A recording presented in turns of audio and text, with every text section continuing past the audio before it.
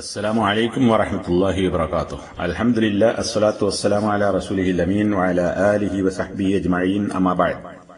സുന്നത്തുർ റസൂൽ സംസാര മര്യാദകൾ ഭാഗം 8. 18ാമത്തെ കാര്യം മിറാ ഉപേക്ഷിക്കുക എന്നതാണ്.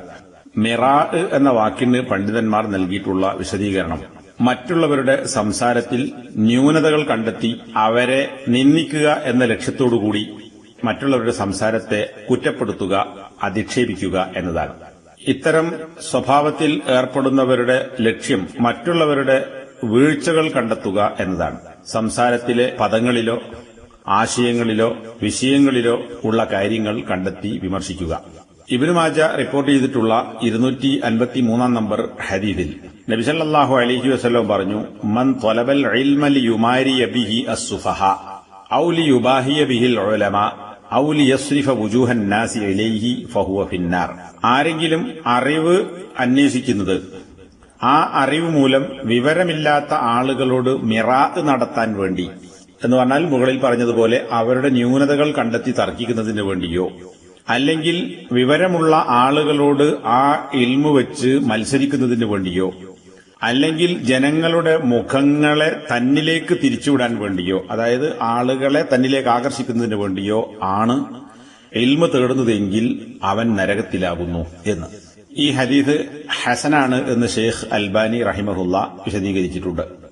ഇവിടെ ഒന്നാമതായി നബി സല്ലല്ലാഹു അലൈഹി വസല്ലം പറഞ്ഞിട്ടുള്ളത് ഒരാൾ അറിവന്വേഷിക്കുന്നത് ദീൻ പഠിക്കുക, അള്ളാഹിനെ മനസ്സിലാക്കുക എന്ന ലക്ഷ്യത്തിനു വേണ്ടിയല്ല, മറിച്ച് അയാളുടെ 3 ദുഷ്ട ലക്ഷ്യങ്ങൾ നബി സല്ലല്ലാഹു അലൈഹി വസല്ലം വിശദീകരിച്ചു. അതിൽ ആദ്യമായി പറഞ്ഞിട്ടുള്ളത് വിവരമില്ലാത്ത ആളുകളോട് തന്റെ ഇൽമു കൊണ്ട് തർക്കിക്കുക, അതായത് വിവരമില്ലാത്തവരുടെ സംസാരത്തിൽ ഉണ്ടാകുന്ന ന്യൂനതകളും വീഴ്ചകളും ആശയപരമായ തകരാറുകളുമൊക്കെ എടുത്തു പറഞ്ഞ് അവരെ കുറ്റപ്പെടുത്തി സംസാരിക്കുന്നതിന് വേണ്ടിയാണ് എങ്കിൽ അവൻ നരകത്തിലാകുന്നു എന്നതാണ്.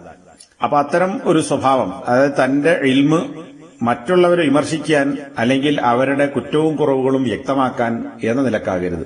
ഇത് മിറാ ആണ്. ഇബ്നു മാജ തന്നെ ഉദ്ധരിച്ചിട്ടുള്ള 254 നമ്പർ ഹദീസിൽ ലാ തഅല്ലമു അൽ ഇൽമ ലിതുബാഹു ബിഹിൽ ഉലമാ വലാ ലിതുമാറു ബിഹി അസ്സുഫഹ. നബി സല്ലല്ലാഹു അലൈഹി വസല്ലം പറഞ്ഞു, നിങ്ങൾ ഇൽമു കൊണ്ട് മറ്റുള്ളവരോട് മത്സരം നടത്തുന്നതിന് വേണ്ടി ഇൽമു തേടരുത്. വലാ ലിതുമാറു ബിഹി അസ്സുഫഹ, വിവരദോഷികളായ ആളുകളോട് ആ അറിവ് ഉപയോഗിച്ചുകൊണ്ട് മിറാഅ് നടത്തുന്നതിന് വേണ്ടിയും അറിവന്വേഷിക്കരുത്. അപ്പൊ അവരുടെ ന്യൂനതകൾ കണ്ടെത്തി വെളിപ്പെടുത്തുക എന്ന ലക്ഷ്യത്തോടുകൂടി അത് പാടില്ല. അതിനാകരുത് ഇൽമ് തേടുന്നത്. അബൂദാവൂദ് റിപ്പോർട്ട് ചെയ്തിട്ടുള്ള മറ്റൊരു ഹദീസിൽ ഇത്തരം ആളുകൾക്ക് പരലോകത്തുണ്ടാകുന്ന നഷ്ടത്തെ സംബന്ധിച്ച് ഇത്തരം കാര്യങ്ങൾ ഒഴിവാക്കുന്ന ആളുകൾക്കുണ്ടാകുന്ന ഗുണത്തെ സംബന്ധിച്ചും പ്രവാചകൻ വിശദീകരിച്ചത് കാണാം. അന സഈമുൻ ബിബൈത്തിൻ ഫീ റബളിൽ ജന്ന ലിമൻ തറക്കൽ മിറാഅ വ ഇൻ കാന മുഹിഖൻ. നബി സല്ലല്ലാഹു അലൈഹി വസല്ലം പറഞ്ഞു, ഞാൻ ഉറപ്പു നൽകുന്നവനാണ് സ്വർഗത്തിന്റെ ചുറ്റുവട്ടത്ത് ഒരു വീട് അയാൾക്ക് ലഭിക്കും എന്ന കാര്യം. റബളിൽ ജന്ന, സ്വർഗത്തിന്റെ റബളിൽ. റബള് എന്നതിന് സ്വർഗത്തിന്റെ ചുറ്റുവട്ടത്തുള്ള പ്രാന്തപ്രദേശത്തുള്ള എന്ന അർത്ഥമാണ് പണ്ഡിതന്മാർ നൽകിയിട്ടുള്ളത്. ഇപ്പൊ നഗരത്തിന്റെ പ്രാന്തപ്രദേശത്ത് താമസിക്കുന്ന ആളുകൾ, അവർക്ക് നഗരത്തിന്റെ സൗകര്യങ്ങൾ ഉപയോഗപ്പെടുത്താൻ പറ്റും, എന്നാൽ നഗരത്തിന്റെ ദൂഷ്യങ്ങൾ ഉണ്ടാവുകയില്ല. ഇതുപോലെ സ്വർഗത്തിന്റെ ചുറ്റുവട്ടത്ത്, ഇതിന്റെ അർത്ഥം സ്വർഗത്തിൽ ദൂഷ്യങ്ങളുണ്ട് എന്നല്ല, സ്വർഗത്തിന്റെ ചുറ്റുവട്ടത്തായി താമസിക്കുന്ന ആളുകൾ, അങ്ങനെയുള്ള ഒരു വീട് അവന് ലഭിക്കും. ആർക്ക്? ലിമൻ തറക്കൽ മിറാഅ, മിറാഅ് എന്ന ദുഷിച്ച സ്വഭാവത്തെ ഉപേക്ഷിക്കുന്ന ആളുകൾക്ക്. വ ഇൻ കാന മുഹിഖൻ, അവൻ സത്യവാനാണെങ്കിലും, പറയുന്നത് സത്യമാണെങ്കിൽ പോലും മറ്റുള്ളവരെ നിസ്സാരമാക്കുക എന്ന അല്ലെങ്കിൽ അവന്റെ ന്യൂനതകൾ കണ്ടെത്തുക എന്ന ലക്ഷ്യത്തിനു വേണ്ടി തർക്കിക്കുന്ന സ്വഭാവം ഒഴിവാക്കുന്ന ആളുകൾക്ക് ഈ കാര്യം ലഭിക്കും എന്നാണ് നബി സല്ലല്ലാഹു അലൈഹി വസല്ലം വിശദീകരിച്ചിട്ടുള്ളത്. ഷെയ്ഖ് നാസിറുദ്ദീൻ അൽബാനി അസ്-സഹീഹയിൽ 273 നമ്പറായും ഈ ഹദീസ് ഉദ്ധരിച്ചത് കാണാം. അപ്പൊ ഇവിടെ ഇത്തരം ദുസ്വഭാവം ഒഴിവാക്കുന്ന ആളുകൾക്ക് കിട്ടുന്ന ഗുണത്തെ സംബന്ധിച്ചാണ് നബി സല്ലല്ലാഹു അലൈഹി വസല്ലം പഠിപ്പിക്കുന്നത്. ഈ പറഞ്ഞ ഹദീസുകളുടെ അടിസ്ഥാനത്തിൽ മനസ്സിലാക്കാവുന്ന ഒരു കാര്യം, നാം മറ്റുള്ളവരുടെ ഒരു സംസാരം കേൾക്കുകയാണെങ്കിൽ അത് നിരർത്ഥകരമായ സംസാരമാകട്ടെ കളവാകട്ടെ, നമ്മൾ ആ സംസാരം പരിശോധിക്കുക. അത് ദീനുമായി ബന്ധപ്പെടാത്ത, ദുനിയാവുമായി മാത്രം ബന്ധപ്പെടുന്ന സംസാരമാണെങ്കിൽ ആ സംസാരത്തെക്കുറിച്ച് മിണ്ടാതിരുന്നാൽ നമ്മൾ കേട്ടൊരു കാര്യം അത് ദുനിയാവുമായി ബന്ധപ്പെട്ടതാണ്, കളവായിരിക്കാം അല്ലെങ്കിൽ ബാത്തിലായിരിക്കാം. പക്ഷേ അതിനെക്കുറിച്ച് മൗനം പാലിക്കുന്നത് കൊണ്ട് നമ്മൾ ഒരു കുറ്റത്തിന് വിധേയമാകുന്നില്ല എങ്കിൽ ആ സംസാരത്തെക്കുറിച്ച് ഒന്നും പറയാതെ മൗനം പാലിക്കലാണ് ഹൈറായിട്ടുള്ളത് എന്നതാണ്. കാരണം ഒന്നാമത്തേത് അത് മതവുമായി ബന്ധപ്പെട്ടതല്ല, അത് ദുനിയാവുമായി ബന്ധപ്പെട്ടതാണ്. ദുനിയാവുമായി ബന്ധപ്പെട്ടതാണെങ്കിലും വിമർശിക്കേണ്ടി വരും. പക്ഷേ ഇതിനെക്കുറിച്ച് ഒന്നും പറയാതിരുന്നാൽ നാം കുറ്റക്കാരനാവുകയില്ല. അങ്ങനെയുള്ള ഒരു സംസാരമാണെങ്കിൽ അത്തരം കാര്യത്തെക്കുറിച്ച് പറയാതിരിക്കുക, തർക്കിക്കാതിരിക്കുക. ഇവിടെ നമ്മൾ ആലോചിച്ച് നോക്കൂ, പലപ്പോഴും ആളുകളുടെ അധിക സംസാരങ്ങളും ഉണ്ടാകുന്നത് ദീനിനു വേണ്ടിയല്ല, ദുനിയാവിനു വേണ്ടിയാണ്. ദുനിയാവിന്റെ വിഷയത്തിൽ തന്നെ താനുമായി ബന്ധപ്പെട്ടതല്ല. ഞാൻ അതിനെ എതിർക്കാതിരുന്നാൽ അതുകൊണ്ട് ഞാനൊരു കുറ്റക്കാരനാകുകയുമില്ല. നമ്മളുമായി ഒരു നിലക്കും ബന്ധപ്പെടാത്ത തരത്തിലുള്ള സംസാരങ്ങളിൽ ആണ് അധികം ആളുകളും തർക്കത്തിൽ ഏർപ്പെട്ടിരിക്കുന്നത്.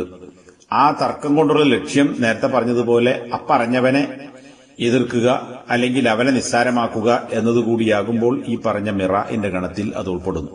ഇനി നമ്മൾ കേൾക്കുന്ന സംസാരം അത് ദീനുമായി ബന്ധപ്പെട്ടതാണെങ്കിൽ, വാസ്തവ വിരുദ്ധവുമാണ് എങ്കിൽ അത്തരം സംസാരത്തെ മതവുമായി ബന്ധപ്പെട്ടതാണ് എന്നതുകൊണ്ട് ആ പറഞ്ഞ ആളോടുള്ള വെറുപ്പോ അല്ലെങ്കിൽ ശത്രുതയോ ഇളക്കി വിടുക എന്ന ലക്ഷ്യത്തോടുകൂടിയല്ലാതെ സ്നേഹത്തോടെയും ശരി മനസ്സിലാക്കുക അല്ലെങ്കിൽ ശരി വെളിപ്പെടുക എന്ന നിബന്ധനയോടുകൂടി ആ ഒരു ലക്ഷ്യത്തോടുകൂടി മാന്യമായി അതിനെ പ്രതികരിക്കുക, അത് നാം ചെയ്യേണ്ടതുണ്ട്. അവിടെ തർക്കവും ആവശ്യമായി വരും. അതല്ല ദുനിയാവുമായി ബന്ധപ്പെട്ടതാണെങ്കിൽ മുകളിൽ പറഞ്ഞതുപോലെ ഉപകാരപ്രദമല്ല, നമ്മളുമായി ബന്ധപ്പെടാത്തതുമാണെങ്കിൽ അത് വിട്ടേക്കുകയും ചെയ്യുക എന്നതാണ്. മതത്തിന്റെ വിഷയത്തിൽ ഇത്തരം തർക്കങ്ങൾ നടത്തുന്നത് കുറ്റകരം കൂടിയാണ്, അല്ലെങ്കിൽ കൂടുതൽ കുറ്റകരമായി തീരുന്നു. അബൂദാവൂദ് റിപ്പോർട്ട് ചെയ്തിട്ടുള്ള സ്വഹീഹായ ഒരു ഹദീസ്, അൽ മിറാഉ ഫിൽ ഖുർആനി കുഫ്റുൻ, ഖുർആനിന്റെ കാര്യത്തിൽ നടത്തുന്ന മിറാ അത് കുഫ്റാണ്. അപ്പൊ ഖുർആനിൽ പരതുക ചില ആളുകളുടെ പണിയതാണ്. ഖുർആൻ പരതി അതിന് ന്യൂനതകൾ ഉണ്ട് എന്ന് സമർത്ഥിക്കുക, അല്ലെങ്കിൽ അതിനു വേണ്ടി ശ്രമിക്കുക, സംശയങ്ങൾ ഉളവാക്കുക, ആളുകൾ സംശയങ്ങൾ സൃഷ്ടിക്കുക, ഇത്തരം കാര്യങ്ങൾക്ക് വേണ്ടി ഖുർആന്റെ വിഷയത്തിൽ തർക്കിച്ചുകൊണ്ടിരിക്കുന്ന, ഖുർആന്റെ ന്യൂനതകൾ കണ്ടെത്താൻ വേണ്ടി ഗവേഷണം നടത്തുന്ന ആളുകൾ അത് കുഫറാണ്. കാരണം അള്ളാഹുവിന്റെ കലാമിൽ അത്തരത്തിലുള്ള ഒരു ന്യൂനതയും കണ്ടെത്താൻ സാധിക്കുകയില്ല. അപ്പൊ അതിനുവേണ്ടി മെനക്കെടുന്ന ആളുകളെ സംബന്ധിച്ചിടത്തോളം അത് കുഫറിന്റെ പ്രവർത്തനമാണ് എന്ന താക്കീത് നബി സല്ലല്ലാഹു അലൈഹി വസല്ലമ നൽകിയതായി കാണാൻ സാധിക്കും. അപ്പോൾ ഇവിടെ ഈ കാര്യങ്ങൾ നമ്മൾ മനസ്സിലാക്കുക. പലപ്പോഴും നേരത്തെ സൂചിപ്പിച്ചതുപോലെ ഇത്തരം അനാവശ്യമായ കാര്യങ്ങൾക്ക് വേണ്ടി ഒരുപാട് സമയങ്ങൾ മനുഷ്യൻ ചെലവഴിച്ചുകൊണ്ടിരിക്കുന്നു.